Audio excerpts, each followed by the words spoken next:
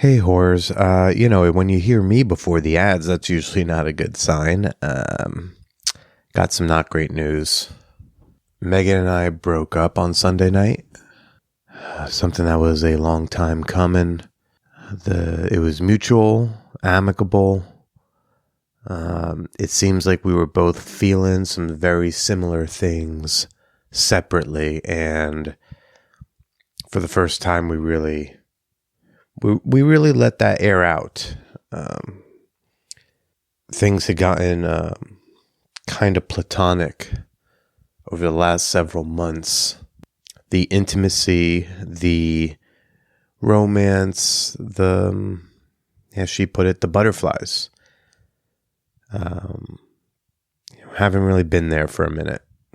And we had like a really honest conversation about where we were at and where we'd been recently. We broke up. And I'm really grateful that our relationship didn't end, as an altercation. Like, there wasn't an event. There's no like, well, what happened? It wasn't a singular thing that happened and then we break up. It's not like we were both holding on to things and then something sparked it and then, okay, well, now here's the excuse to break up. It can feel weird ending a relationship that doesn't feel like a bad relationship. Megan's not a bad girlfriend. I was not a bad boyfriend, she assures me. The relationship itself wasn't necessarily bad, but it just stopped being great romantically. There was a lot of I love yous. A lot of saying we want each other in each other's lives. There was a lot of silence, staring at each other with tears running down our faces. Acknowledging that something has to end, even though no one did anything wrong. It's just sad. But the breakup was led by love, and how many people get to say that? You know? So, just giving y'all whoreheads an update. I'm just gonna be sad for a little bit. I really just want a fucking hug. The one thing I really want is to just like get together with one of my friends and then to do the typical friend breakup shit where they're like, hey, it's going to be okay. You're going to be all right. It'll get better. And here's a big fucking hug. And I can't ask that of my friends these days. And that really sucks.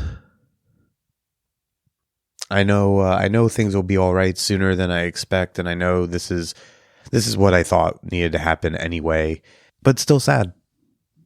And I'm just sharing some sadness with you. And now I think we have to transition into a swinger lifestyle website ad read, and then I'll record an intro separate to this, so I'll be in a different, more lively headspace at least, so I can bring you a goddamn show. Where's that intro music? The Man Whore Podcast is sponsored by Alt Playground. APG is more than just a place to find couples to swap with. Alt Playground is a lifestyle community for all non-monogamous and sexually adventurous people to connect and share. And I started a profile. Join me over at altplayground.net. That's altplayground.net.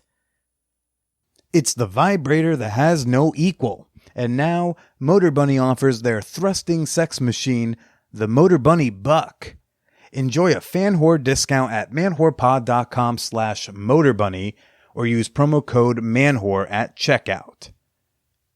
Now let's get to the show. Welcome to the Man Whore Podcast.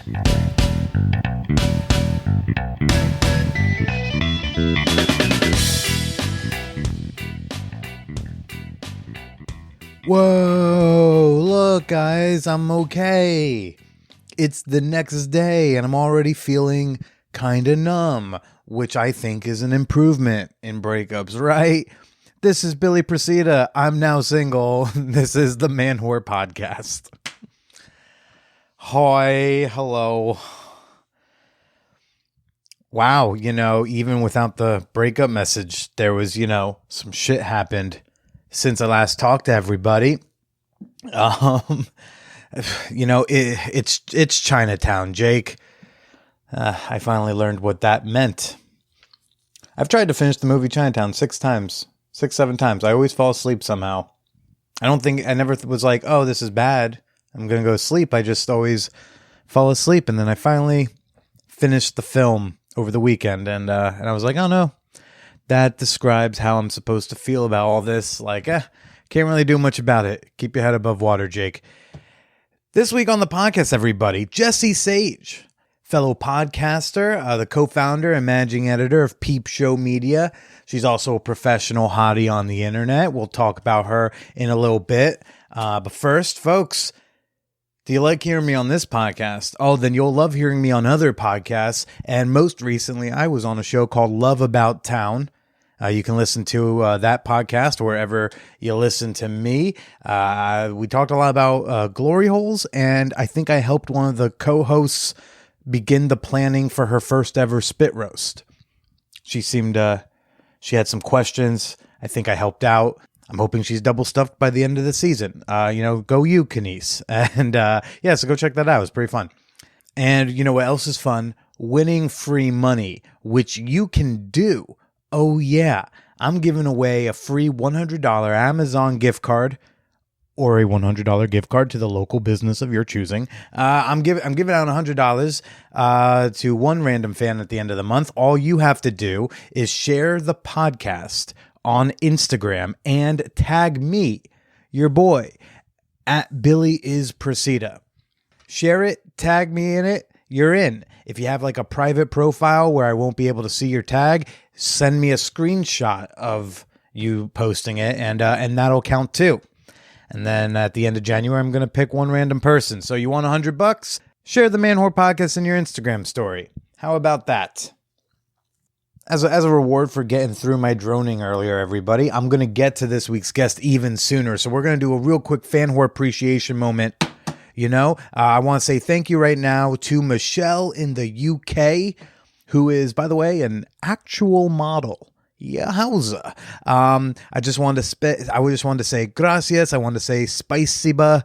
I wanted to say thank you, because apparently those are the languages you speak. Thank you in each for being a member and supporting this podcast, Michelle. And you too can become a member, support the pod you love, and gain access to a whole slew of bonus content when you become a member of our Patreon community. Membership begins at just $2. Just $2. If there was ever a time to support an independent content creator that you love, now is like a real good time. Become a member today at patreon.com/manwhorepodcast. That's Patreon, patreon.com/need to make a car payment. No, I'm just kidding. Man Whore Podcast. Okay, I'm feeling silly because the alternative is feeling sad. Everybody, Jessie Sage. I am fine because we both sensed this was going in that direction, and so I can't speak to what she was doing with herself, but I've been mentally prepared for a breakup for since I was all ominous and weird back around Christmas.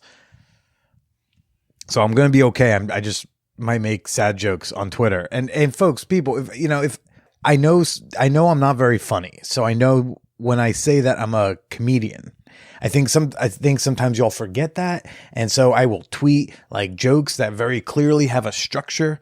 There's a setup and there's a punchline, and I will get 2 likes and 7 replies asking me if I'm okay. But when, I made one breakup tweet that I thought was funny, and then I got so many replies that I basically got ratioed, but I didn't get ratioed because I said something bad. I got ratioed because people were on to give me a hug, which I thought was sweet, but I'm just hit retweet. I will validate Validate my career choice, please. Because then what you do is then I'll stop crying because of a breakup, and then I will start crying because I'll be like, am I not funny? I don't know. No one seems to have the heart to tell me. What am I doing?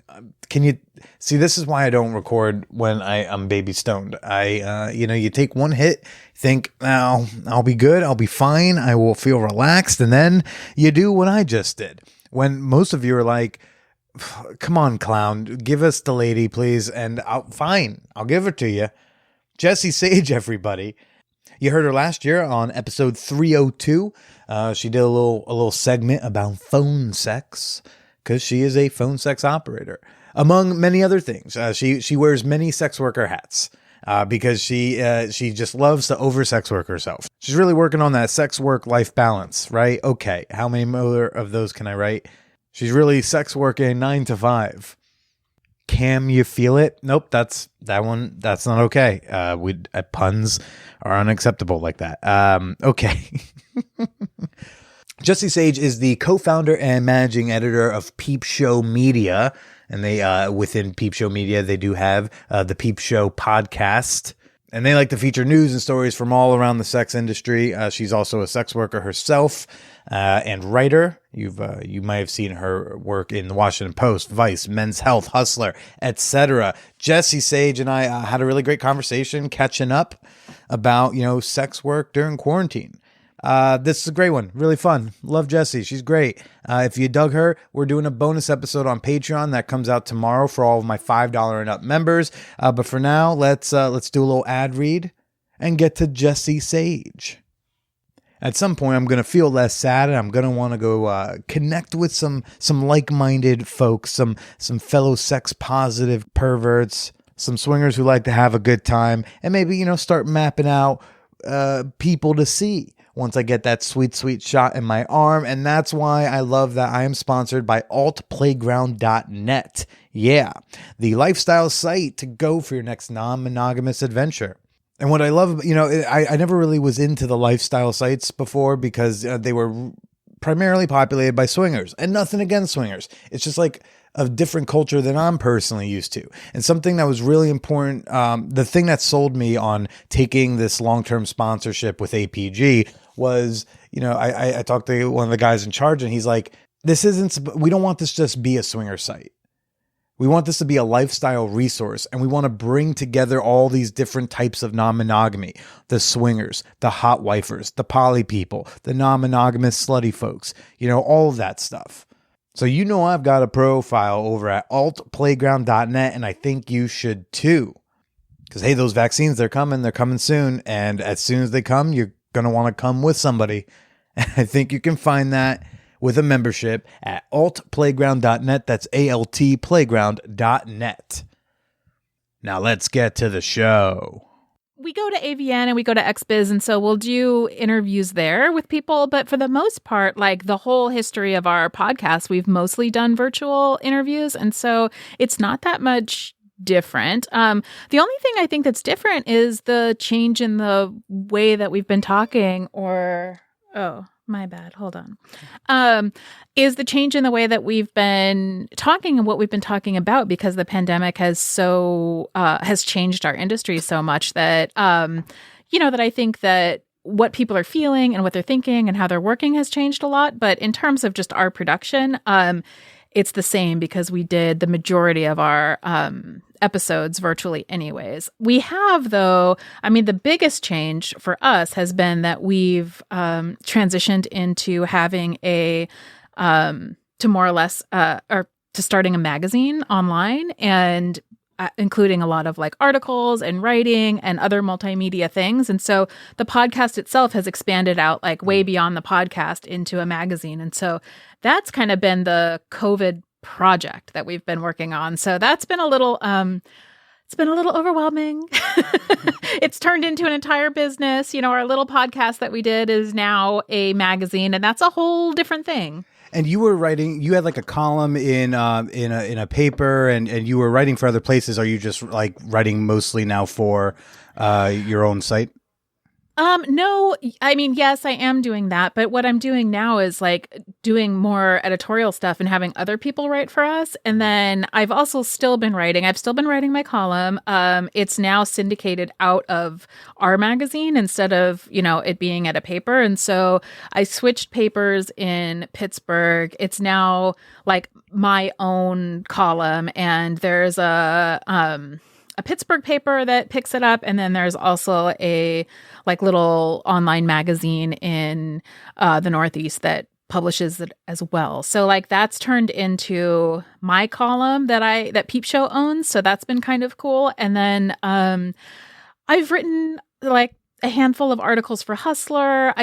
Which was really actually fun because they're like a little sexier, like a little more erotic than what I was writing for the newspaper. So that was kind of fun. I mean, it is Hustler.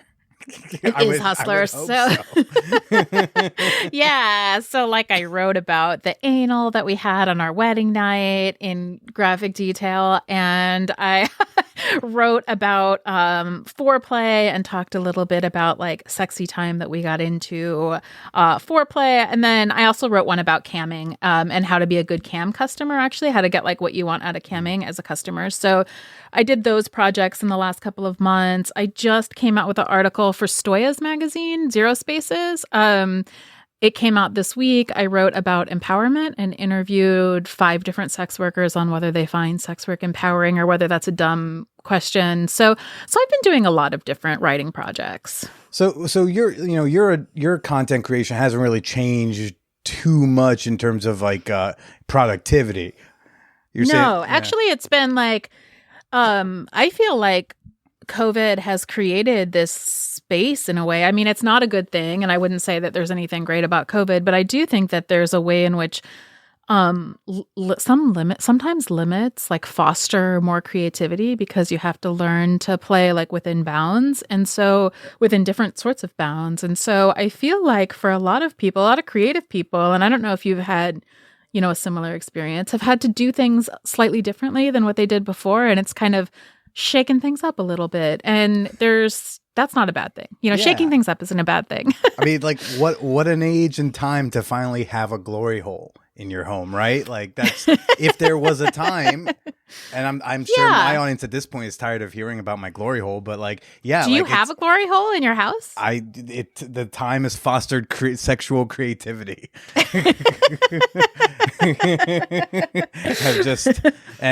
It's been surprisingly a hit. Wow. So tell me about this. So do you have people that like show up on the other side of the wall? I mean, that don't live at your house. That's the point of the glory hole. Oh, right. No, this isn't like a sexual communication between me and the upstairs neighbor. It's not like, hey, just come on downstairs when you're ready.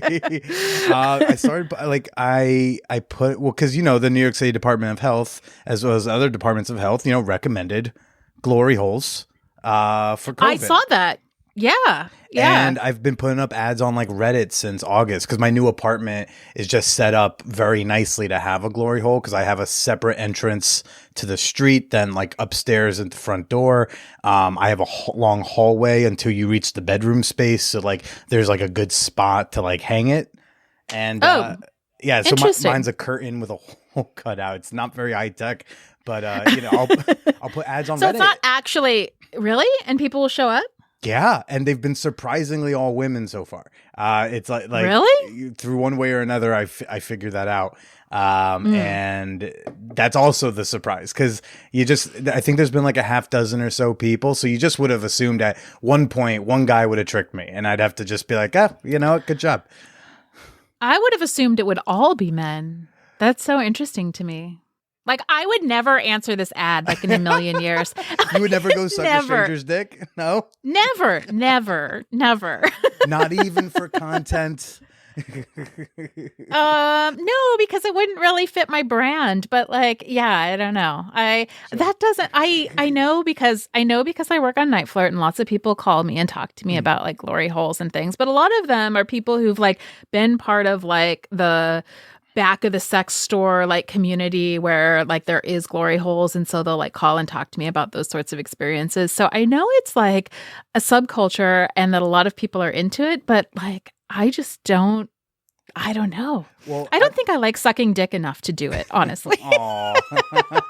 That's fair. I have been trying to figure out a way to like creatively set up like a giving oral situation where like I could set it up for a woman to come in and set herself up nicely, and then like I can kind of semi-safely go down on her anonymously. Because for me, a big part of it's the like stranger play aspect. Yeah, there's a so PJ and I have been a lot of times to this sex club that's in Pittsburgh, and they have one of those. So what they have is it looks like, you know, those like magician boxes where they like cut the ladies in half, you know, like what that looks like. It kind of looks like that, where it's like this big box and you get in it, but then there's like a hole in it, and then there's a place to like kind of stirrups outside of the box to put your feet.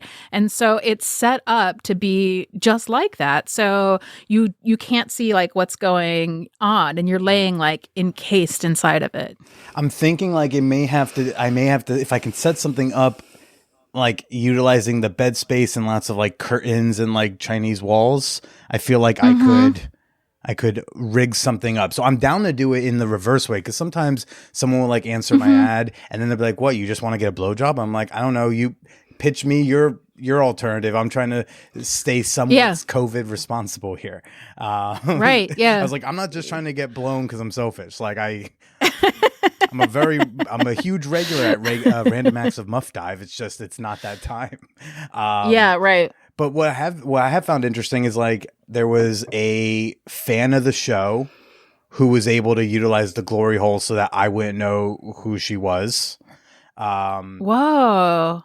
There is a woman who wanted like a human. Have you talked about it on the show so like people kind of knew to look for it? No, it just so happened that like when she answered the ad, she was like, "I'm a fan of the show." Wow, that's cool. Which of course makes me go like, "Oh, well, you're at the front of the list of one person, so yes, you." No, Yeah. But there's that element of like, oh, I could be walking anywhere in Queens, and it could be her. And then there's one who wanted like some humiliation DS dynamic to it. So like her character is like, she is a mouth. She is like my mouth, and that's just all she is utilized as. And so we have like that sort of a DS thing going on. And we've gotten creative, like doing that like in a park and other places where we're maintaining that I do not know what she looks like. And then there was one that was real interesting. There was a lesbian who hit me up, and she says, "Really? I've never had dick before, and I really want to try sucking dick, but like I am not into men, and I kind of want to be able to like." She was like, "How much are you going to talk during this?" That was like the first question. She's like, "Because I don't want to hear it. Just like be quiet, right? And let me suck your dick." Basically, like literally wanted to objectify me. She was like, "I just need you to be a dick, and I need you to not have to like. I don't want to be reminded that this is attached to a man." Yeah. So we did that, and then like I've never heard someone spit cum louder than a lesbian who has never touched a dick before. Really, that was really her first time. It was, it was definitely her first time. Someone asked me like, "Was it good?" And I'm like, "That's not important. This was her first time sucking a dick. That we're not putting." Well, I mean, she got you to the end, so it must not have been too bad. But most blowjobs, I feel like even a bad blowjob, like you'll probably finish unless it's like painful. That's my experience. Unless I mentally snap out of it, I feel like even a bad blowjob is adequate. But this was I don't know. I've never had a blowjob, so I can't comment on that. But but like I thought it was really cool that she wanted to like utilize a glory hole to like test being with men without like the man part of it. And I get that. Yeah, I do think that by the end she confirmed that she's good. I don't think she's going to do that again. I said, well, that's a safe way to explore that. Yeah. So it's been it's been a fun ride. Have you had to get sexually creative during quarantine? Oh, I don't know. I mean, I have a partner that lives with me, so like that's all pretty much like similar. I think the things that have been harder for us is that we haven't been able to go like and play with other people or like go out and be like kind of exhibitionist or do any of that stuff that's like fun and exciting. So it's just been like the two of us, but and which I mean is good with my partner. This situational monogamy, hasn't that been weird for everybody? Yeah, I think it really has for all the people who are, and so it was fine for a long time. And then suddenly I think both of us are like itching a little bit. Like, wouldn't it be nice to, get out, feel somebody else's like sexual energy for a little bit? Yeah. So I don't know. I think it's been like that part has been, pretty normal. I think that, in terms for me, like for work, I feel like clients have been like different during quarantine in the sense that like, obviously like no in-person stuff right now because I can't, PJ had chemo right before it started. So we've been like very careful about COVID. But, in terms of like my phone sex clients or my like Skype clients and stuff, I think that a lot of people have either been like super like pent up and horny or they've been like depressed and like more lonely and just want to talk. I mean, it's been like kind of a different feeling, I think. And that's also changed like throughout quarantine and throughout like people's experience of it. So it's been kind of a weird time all around. I think, yeah, I don't know. I have like a new like sexting friend. Oh, so do tell. That's I don't know if I should say anything about this. Can you share like the origin of said sexting friend? Is this someone who was a friend before and then became a sexting friend? No, it's only been a sexting friend. I've never met this friend in real person, in real life. And it's funny because I think because I do this, I guess has been a little bit different. I think because I do so much of this as a job, like sexting seems like a job to me. It doesn't seem like super fun, except for some reason, maybe because I don't have any other like outlets. Like this person and I started talking on Tinder and we like totally hit it off. And then he became like a sexting friend to me and it's been very sexy. It's been very sexy. Now very fun. Right. And I think a lot of people have been picking up sexting partners or like virtual sex friends, kind of anywhere around the country or whatnot, because they're not meeting up with people or they're sexting people who live in the other borough. Do you two, is this person like somewhat local to you? Or is this like 45 minutes away or something, but I've never met him. Right. So like in real life. So what I'm curious about is if the sexting ever is interwoven with like talks of potentially meet it up, or do y'all let it be exactly what it is? No, I mean, we have talked about that. But the thing is, because both of us are married, but also like in open relationships, I think we've both been like, listen, we can't do this right now because we have like a not a duty, but like a responsibility to our partners and our kids and the people that we live in a house with and are like quarantined with to not do like dangerous, things or things that like put anybody else like at risk of COVID or exposure or anything like that. So we're both just kind of like, well, let's just like see how this goes. And maybe when we have the vaccine, we could like meet somewhere halfway between where we live. I don't know. There's no plan really. Mm-hmm. It's just like, I think it's not out of the question to think about doing something like once we have vaccines. But right now it's just kind of a text thing. Yeah. A little text thing that kind of makes me a little bit fluttery. Yeah, you've got it seems like you got a little bit of feels going on. Yeah, well, not like feels, but yeah, but it's been fun. It's been fun to just like enter into something that's just kind of fun and cute, Yeah, and it also allows you kind of like prolong that like new energy that something can have, because like you still haven't had the meetup yet.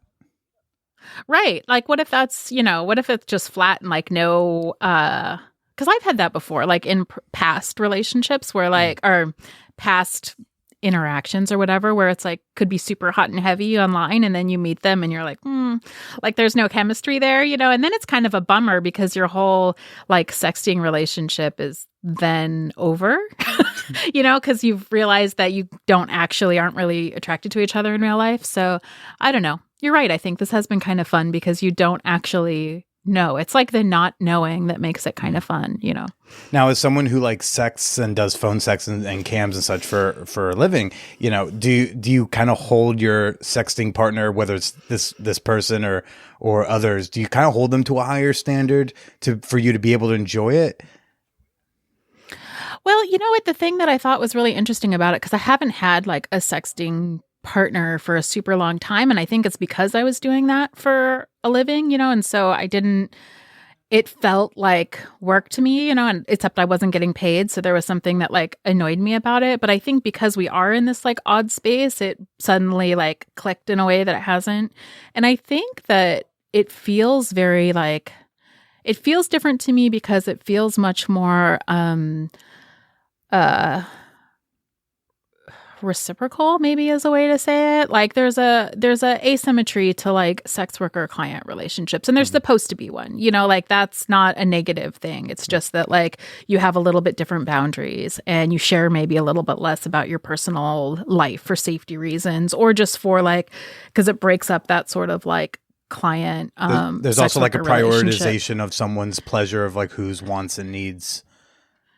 Yeah, and it's like when I'm working, it's like much more of a service that I'm providing. So what I'm thinking is like what is it that they are looking for? What are they telling me? And then maybe what are they not telling me that like I can just kind of pick up from like what they're trying to get at, and how could I best like meet that need? And this doesn't feel like that because I'm not going into it thinking like, what does he want? I need to figure out like how to give this to him in order to like make him a happy customer or have him coming back, or all the things that are like wrapped up in business aren't like necessarily part of a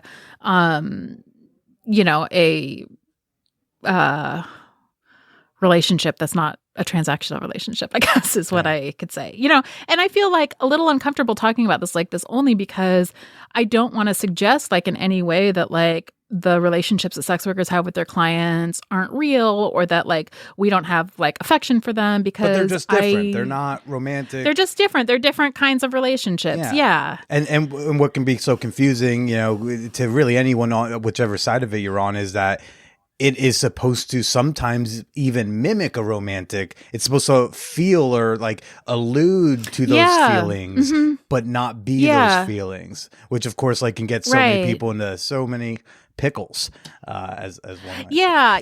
And I mean, that's when you know that you've done something well. I was recently like writing about this for a bigger project that I'm working on. And one of the things that I was talking about is that how I've had clients who've said like in the middle of our like interactions or whatever, who've said, told me that they loved me. And like, I knew that I was actually playing a part of like their late wife, or, like a really, I was playing a part for them, and I would know that like, some people have bad boundaries, but for the most part, like those didn't feel like bad boundaries. It felt like I've done a good job in here because they've been allowed to express feelings that they like want to express. And those aren't about me. Those are about them wanting to be able to relive something or be able to fantasize about something and like really get into the fantasy and really get into the experience. But it's like you said, it's like mimicking, or it's like I'm in proxy. I'm, playing a part of somebody else that's in their life, or they're not a fantasy truly that loving they have. You, but they're like feeling like they love you. And so long as they can keep that feeling like within the confines of a session or whatever, or within the actual reality, what harm has that caused? Right. That's what I think. And it's only when you start to get like confused about what that means, I think it becomes a problem. But you're right. If it's, to me, I know everybody's different about this stuff. And some people who are sex workers really don't like this. But for me, if I can usually feel out where they're coming from, and if it's like within the bounds of the session or of whatever it is that we're doing, that's fine, because I think that people do come to sex workers in order to feel the things that they want to feel, in order to have the experiences that they want to have. And we're like here to give those to them. So yeah, but all that to say, that feels very different to me than, that can also feel like beautiful and really great, but it feels very different than building some sort of like relationship with somebody that's not about sex work, that's just about like getting to know somebody and the kind of newness or the new relationship energy that you can get out of that. Yeah. And someone who like wants to please you and they want to get you off and they don't want to like please you and get you off because you're this like sex worker that they've put on this pedestal, but because it's a person like they've actually connected with. Right. And that's very different. And like, I think that you're very right to like bring that up, because often I'll say that like the thing that I like the least is when like clients are like, I want to give you whatever you want. And I'm like, but that doesn't make any sense, because like I'm not here. I got the money. I got what I wanted. Yeah, just tell me what you want and I'll just give it to you, because like this isn't about like my desires. I didn't initiate this like, interaction. And so but it is different, because if you're, I don't know, in your own like personal life, you do want to like have somebody who's interested in giving you pleasure and being there for you, and in whatever way that makes sense given the like type of relationship it is. Yeah. Well, I'm glad you've got like a new partner who's making you glow so much. Yeah. Now I'm really embarrassed that I said anything about. You're the first person that I've told this to. Aw, I mean, you. well, like PJ knows about it. I'm not like hiding this, but I haven't had any reason to like tell this story up until this moment. So yeah. You're just like, can somebody have me on a podcast? I would love to gush about this. I would love to gush about this like I'm in high school again, because exactly. But I'm just in my house and nobody ever comes here, so I don't have anything to. Can't really go on Twitter and talk about it. It's like not a great, I don't know. Anyway. Yeah. Well, I hope. And how long has that been going on? I don't even know. Maybe like a month or something. Okay. I don't know. I can't remember when it started. So. And does the whole like situational monogamy kind of has that elicited any like odd or unfamiliar feelings over the past whatever many months? Like, as part of you thought like, I could kind of do this. Yeah. I mean, I was going to say that, like, for the most part, I haven't thought it was too bad or I wasn't like itching to get out or to do anything really. It's only been recently that like this thing started and PJ started flirting with somebody a little bit. And we started like fantasizing, even like in bed together, like fantasizing like, oh, wouldn't this be hot if like somebody was here doing X, Y, and Z? Because often like our dirty talk will include like a third person and like what they would do. And, probably mostly for me, because like I'm into that. Like I'm into the fantasy of like being like the center of this like adoration. So yeah, I mean, I think there's been a little bit of that, but for the most part, I don't find it too like difficult. And probably that's because I also like am really into my partner and he like does it for me. And so I kind of miss women though, I haven't been with a woman in like a year. Yeah. So I hope that for you. And I think much of your followers on the internet hope for that for you too. And I'm sure they also hope that there's a camera around and it's. Yeah. I know. Sometimes I look at like my sales on mini-vids and I'm like, oh, people like it, when I play with my friends. I need to get back into that. Yeah. And is it still like for PJ reasons, is it still like highly unsafe to even attempt some sort of a meeting up with a third? No, I don't think so. Now it's much better. So he has had a couple of versions of like a couple of rounds of scans. So he had his big surgery in February. So he finished chemo in January, the very beginning of January. He had this huge surgery in February that was like way more intense than we expected. He was like, he had all of his lymph nodes and his whole like abdominal cavity taken out. So basically they have to open the whole center of your body and like find all of those lymph nodes and take them out. So it's pretty like intense. And it took him like, I want to say a couple of months to like really be like up and moving again. And so that was all really rough, but that was over by like April, April, May, he was starting to feel better again. And he hasn't totally regained like all of his energy. And like, he's frustrated because he's like a naturally kind of strong person. And he's like, I don't feel like I could do the things that I used to be able to do. And I'm like, you'll be able to get it back. Like chemo and a surgery like that will like just wipe you out. So yeah, but he's had a couple of scans since then and everything's been coming back all clear. And he also has gotten blood work that said that his like immune system is back up. So I think that, we're more concerned with like COVID now than like for a long time he was really immunosuppressed. Oh, well, so we couldn't do anything. I meant like COVID. I meant like, in regards to like, he's immunocompromised. Like, I didn't know if y'all were, had to be extra he cautious was for a long time. Yeah. Yeah, we were. And then now I think it's a little bit better because he's not immunocompromised anymore. His doctors have said to him because he had chemo-induced lung damage, which is like pretty normal for the type of chemo that he was on. They harden up around your lungs. And so they said that that'll go away. It's like reversible, but it takes 5 years. And so around 5 years to undo that damage. And so what they've said to him is that he's not immunocompromised anymore. He's not more likely to get COVID than the average person. But if he got it and he got it bad, it would be hard for him because he already has like lung damage. Okay. So, right, so that's kind of where we are. So we want immunizations basically. Yeah. And then give us some shots. So we can fuck our friends again. Be back. Yeah, right. Exactly. Yeah. So like what sort of shifts did you find that like content wise or the types of topics you wanted to be covering? Like what was changing? Well, I think that, because our podcast is about like specifically about the industry. And so I think that, we did. Which industry is that, Jessie? No. The sex industry. So sex workers, porn performers.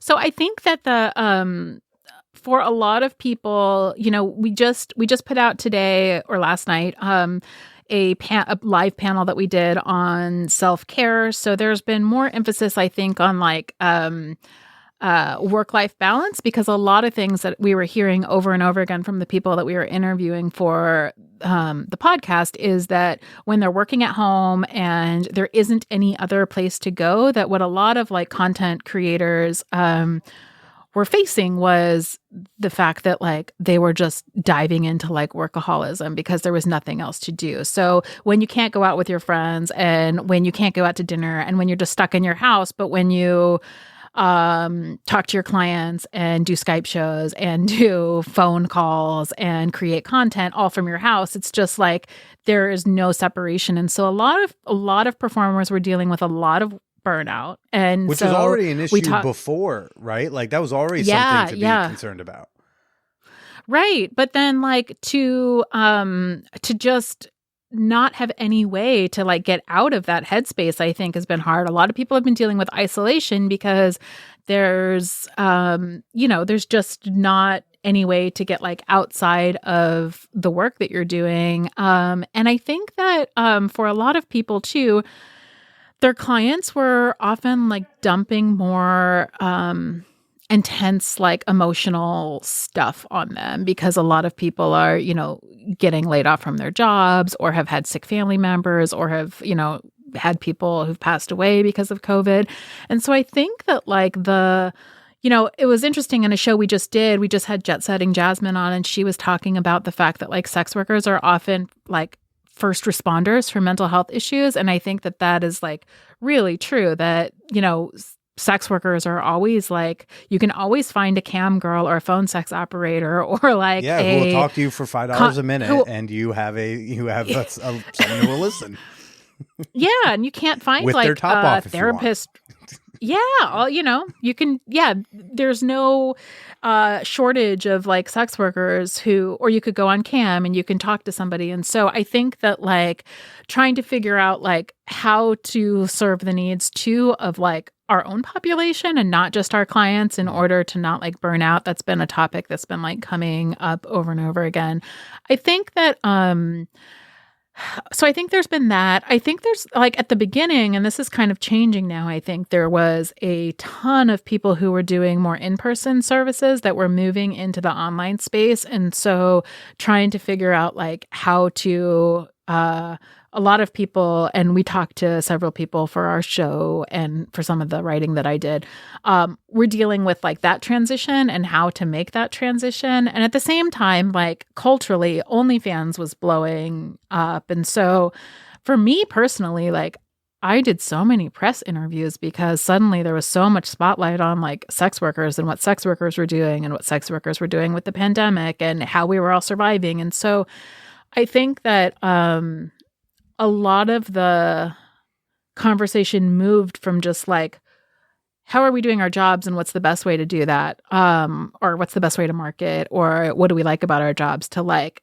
now sex workers are facing like a whole new set of like crises. And how are we all like going to try to help each other get through that? I think is and it was really different for very different people. And I think that was really interesting too. And not surprising that, more marginalized people were hit harder, more marginalized sex workers were hit harder by the pandemic than other ones. So yeah, I mean, I think it's changed a lot of things.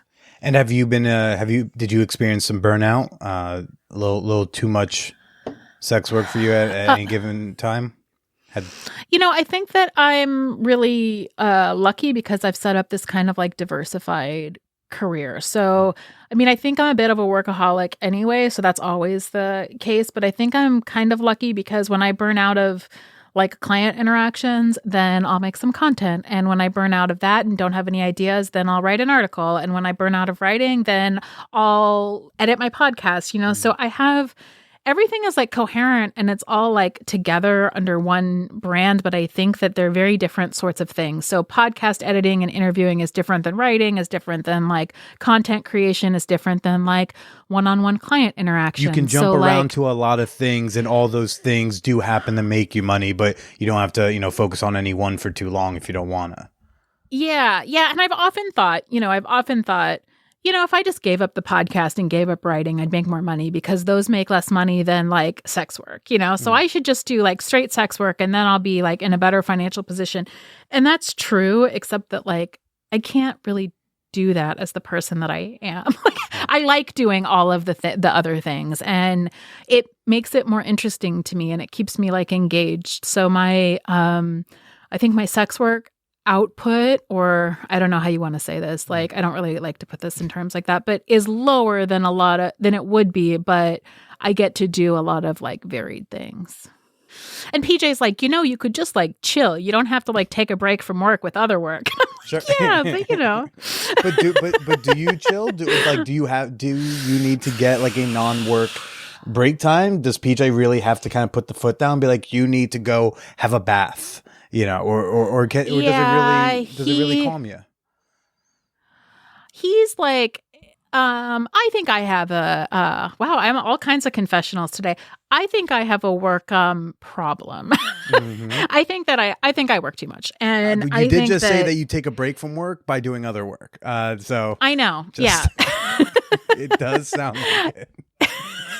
Yeah. And he'll like point out to me that I just like, if I have any free time, I'll just like pile it up with more stuff that I need to do. And so it's hard for me. I think that I could use like a hobby. Like I should probably get a hobby. And then it would be something that I would do that's not like framed under work, but like, I don't think I really know how to do that. I started having kids when I was really young and this is like how I tell myself the story. I started having kids when I was really young. And so as such, like I didn't have that much time to work. I was like, okay, I got to like get my work in while the kids are sleeping or while they're doing this. And then the other part of the time I was like parenting or taking care of my like responsibilities at home.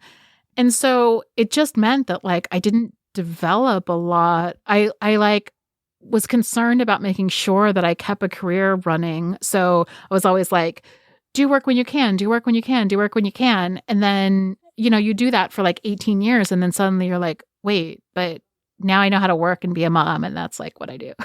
I mean, if you want a tip, I already knit, but I've discovered there is a form of knitting where it's really, really, really thick yarn, and you like make like a blanket that have those huge holes in them because you knit using your forearms as the needles. And I really want to try that. Oh, that's interesting. I really want to try that. Yeah, I would recommend that. It looks fun. It looks consuming, and I was like, there's that would be peaceful. I mean, I'm also lucky because what I do for work is like really engaging and interesting to me, and so it's what I like to do, you know. And I'm also a writer, and I like to write, and it's how I like process my own thoughts and feelings. And I think that the things that a lot of people feel like are hobbies, like I turn into jobs, like sex, you know, like that. Is there a tip that you were giving, or in the, I forgot if you said it was a panel, if it was an article about burnout during COVID, doing online sex work. Is there a tip that you've been giving out that you probably should be taking more on yourself? Yeah. So, I mean, one of the things that I should really do that was brought up is that we shouldn't like think of taking care of ourselves as a reward for doing work. Like we shouldn't be like, oh, well, if I can get all my stuff done, then I'll like take a shower and put on my makeup, or then I'll work out, or then I'll like go and do the things that will like make me feel together. Is like we should actually take care of ourselves, and then like we'll have like the space and the energy to be able to do what we want to do. And I think that I need to be better about like doing that. I think, you know, like not just especially in quarantine, especially since I don't go anywhere. I think that I'll wake up and I'll just be like, okay, I'm going to make some coffee, and then I'm just going to start some stuff. And then I'll do that. I'll either be like editing a podcast or working on an article or interviewing people or doing whatever. And then do that until I just am done for the day and I'm really tired. And then maybe I'll watch an episode of TV with PJ, and then I'll be asleep, you know, and then I'll get up the next day and do the same thing. And if I could instead wake up and like have a plan and think like, okay, I'm going to do these things first, and then I'll get to what I need to be doing. You know, maybe I'd have more balance. Yeah, it's. I don't know. What about you? Do you have like a routine? I don't have a routine, but I just try to. I'm trying to. Quarantine's been making it harder and weirder, but I just try to find like pockets of joy, even if it's something as dumb as like I could drive my car to Staples to print out the Patreon thank you letters, but it will be more fun if I rent the Revel scooter and I scoot to Staples to print it, right? Like that to me, I mean, until it got really cold out, that to me was like my little brief mental health time was like, oh, I want to go to Chipotle and I'm going to scoot there instead of drive or order on Uber Eats. I like the scoot. And then that's like a 15-minute scoot each way. And now I've got like a half hour being outside on a Vespa, pretending I'm in Italy and eating, dumb fast food. Yeah. It's fun. Things like that. I started doing yoga during quarantine, and that's been nice. Or like taking on side baby projects. Like my girlfriend wanted a bralette for Christmas. She found a pattern and I knit, and she knows that. So I made that for her. And like that was something I could just do. So I don't have like a routine of like my self-care, but I try to just make sure I'm doing something in a day that's not weed, that is self-care. And I would say that that was a little too much self-care. I think the one I do love doing is a bath with a book. That's why I've gone through so many books, is like a half hour to an hour at a time. I'm in a tub and I'm reading something that engages me. Do you put your phone like down? Because I think that's part of my problem too. Is I'm like too engaged on Twitter, and I don't need to know everything that's going on Twitter. I just don't. I do know everything that's going on, but I don't need that in my life. If I'm in the tub, I got to keep it out of arm's reach, but so I can see the screen. So that way is like I can see a screen. I'm like, if it's a green, I probably should check it. But really, there's no other color notification that I have to check right then and there, that I have to get out of the tub to go do. And it's been letting me tap in the books more, and also have that, You know, that's solo time. And that's all been helpful. It's when you were describing doing the human stuff, not as a reward to yourself, right? It was like, you have to, it's not that, oh, I'll reward myself by doing X and Y and Z after I do the work. It's like, no, you have to do it so you can do the work. It reminded me of when, you know, when I read stuff about like disordered eating, they'll go like, no. You have to eat the food because food is fuel for your body to do things. So you can't do things if you don't eat. Therefore, Billy, eat shit and don't feel guilty about it. And like, it felt like a similar vibe to that. Like, it's not like, oh, you should do some self-care. It's like, you have to do it. Otherwise, like, you'll go mad, especially if you're locked in a fucking house all day. Right. Yeah. Yeah. So, yeah, I mean, I think those are things that have been like hard. But in terms of, so it's a lot of psychological stuff because in terms of like my job, like I used to work at home and now I work at home. You know, like there's so many things that are the same, but it also feels different to like not be able to go have dinner with PJ and have a conversation outside of our house and like the little breaks that like break up your day. And, you know, to not be able to have that, you have to kind of be more intentional about what you're doing, I think. Yeah.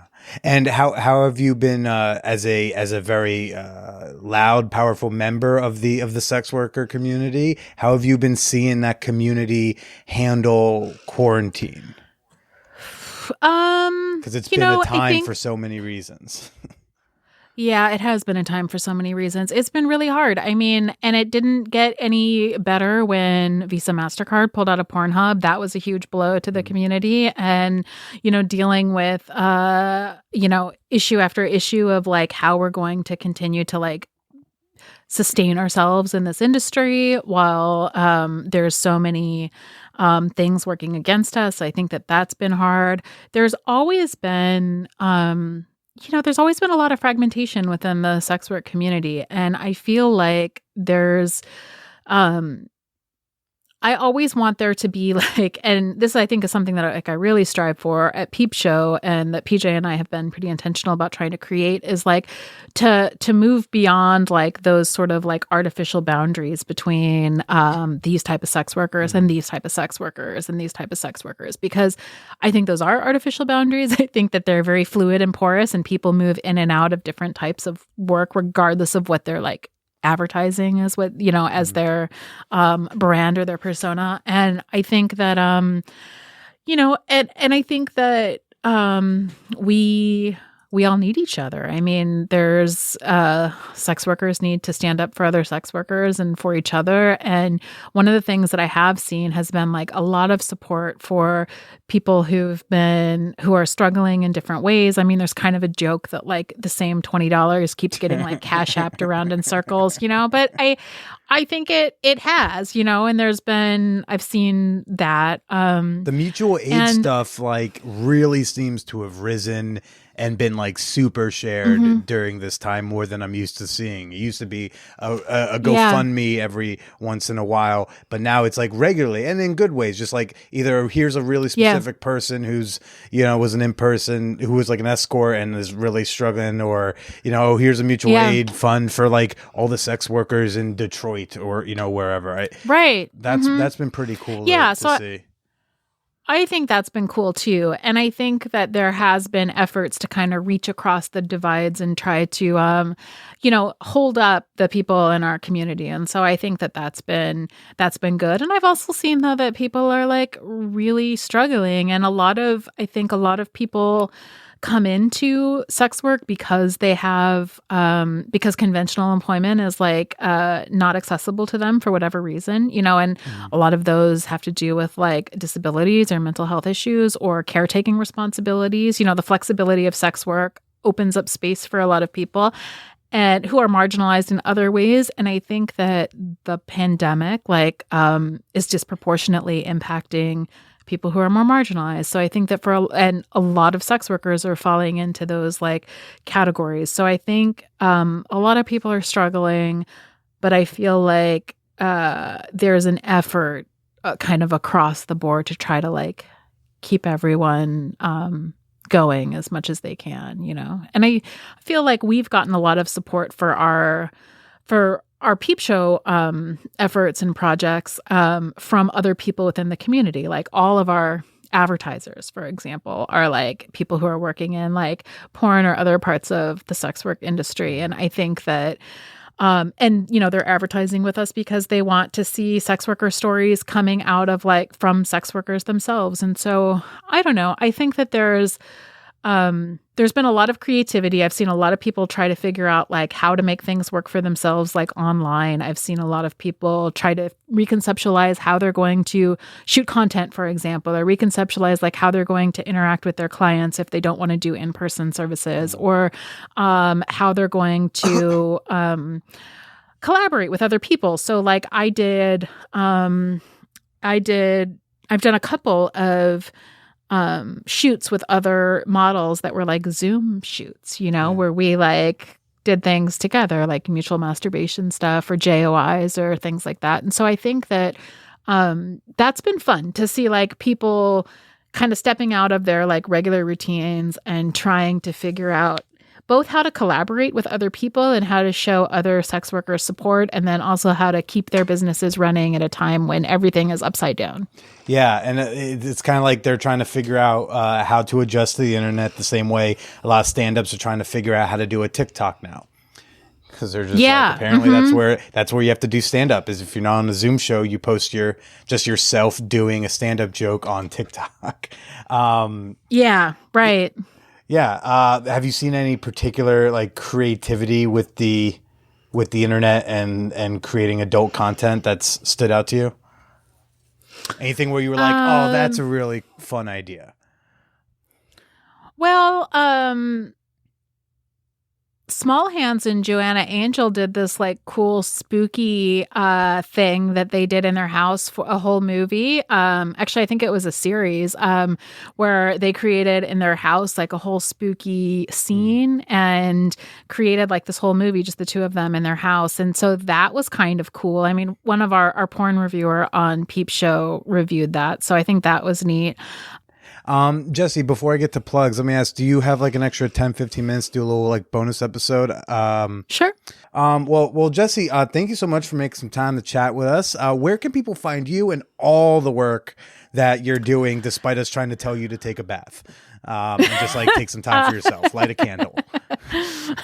Let's see. I am on Twitter at Sapiotextual. I am on OnlyFans at Sapiotextual. I am on Instagram as curvaceous_sage. I have a mini vids and a night flirt and a sex panther and a verified call and all sorts of things. And I'm pretty easy to find.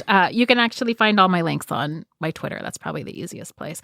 And our website is peepshowmedia.com, and that's where you can find our podcast and also our porn reviews and our news and stories. Fantastic. Well, Jessie, thanks again. And why don't you go ahead and say goodbye to everybody? All right. Bye.